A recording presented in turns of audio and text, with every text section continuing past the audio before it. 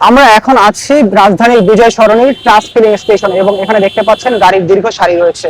এই দীর্ঘ সারির পেছনে কারণ রয়েছে মধ্যপ্রাচ্যের যুদ্ধ পরিস্থিতি। অনেকেই মনে করছেন মধ্যপ্রাচ্যে যুদ্ধের কারণে তেলের বাজার সংকীর্ণ হয়ে আসবে, তেলের সংকট দেখা দিতে পারে এবং সেই সংখ্যা থেকেই অনেকে তাদের যে পর্যাপ্ত পরিমাণ তেল প্রয়োজন সেই তেল নেওয়ার জন্য তারা এখানে চলে আসছেন। আগে যারা 500-1000 টাকার তেল নিতেন তারা এখন ফুল ট্যাঙ্ক ভরে তেল নিয়ে যাচ্ছেন এবং এর কারণেই এই দীর্ঘ সারি দেখা দিয়েছে।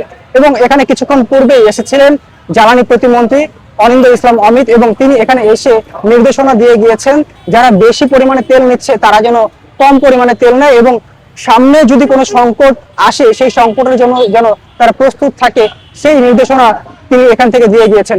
আমরা এখানে কিছু কিছু জায়গার আমাদের নোট নিয়েছি। ওকে, লিংক রোড, বাড্ডা, মহাখালী যে সমস্ত পাম্পের কথা বলা হয়েছে আমরা নোট নিয়েছি। আমাদের মন্ত্রণালয়ের ঊর্ধ্বতন কর্মকর্তা রয়েছে, উইল টেক মেজার্স ইনশাআল্লাহ। গণমাধ্যমের মাধ্যমে আমি দেশবাসীর কাছে এই বার্তা দিতে চাই, সরকারের পক্ষ থেকে আমরা দায়িত্ব নিয়ে বলছি এই মুহূর্তে আমাদের মজুদ পর্যাপ্ত রয়েছে। আমাদের পাইপলাইনে যে কার্গোগুলো আসবার কথা রয়েছে আগামী সপ্তাহ থেকে, সেখানে এই কার্গোগুলো যথাসময়ে এসে পৌঁছালে ইনশাআল্লাহ আমরা স্বল্প মেয়াদেও আমরা কোনো সংকট দেখছি না। দীর্ঘ সময় 4-5 ঘন্টা যাবত অনেকে এখানে দাঁড়িয়েছিলেন এই তেলের কারণে এবং এখানে অনেকে জানিয়েছেন যে 3-4 ঘন্টা দাঁড়িয়ে থাকার পর তারা এখান থেকে তেল পেয়েছেন। 2.5 hour we are waiting for after getting Jomabad.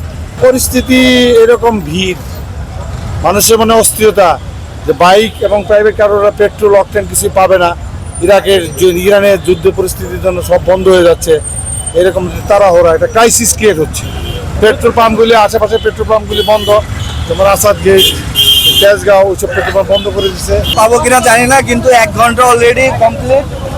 Just ওই আপনার মোড় থেকে এখানে আসছি 1 ঘন্টা। এখানে সিরিয়াল অনেক ঝামেলা ছিল, জাস্ট আমরা সিরিয়ালটা মেনটেন করা শুরু করছি। এখনো দেখেন তো কেমন ঝামেলা হচ্ছে আর কি।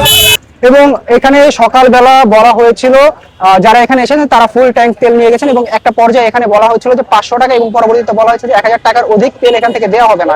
পরে এখানে গ্রাহকদের সাথে তাদের বাকবিতণ্ডার সৃষ্টি হয় এবং পরবর্তীতে ফিলিং স্টেশন কর্তৃপক্ষ ঘোষণা দেয় যে তারা ফুল ট্যাঙ্ক ভরে তেল দিবেন এবং এখন এখানে যারা আসছেন তারা যার যতটুকু প্রয়োজন সে ততটুকু পরিমাণ তেল এখান থেকে নিয়ে যাচ্ছেন। এখানে আসছি 2টার দিকে, আর প্রথম দিকে শৃঙ্খলা ছিল না, এখন শৃঙ্খলা ফিরে আসছে। তো 3 ঘন্টা যাবো দাঁড়ানোর পরে আশা করি তেল পাওয়া যাবে।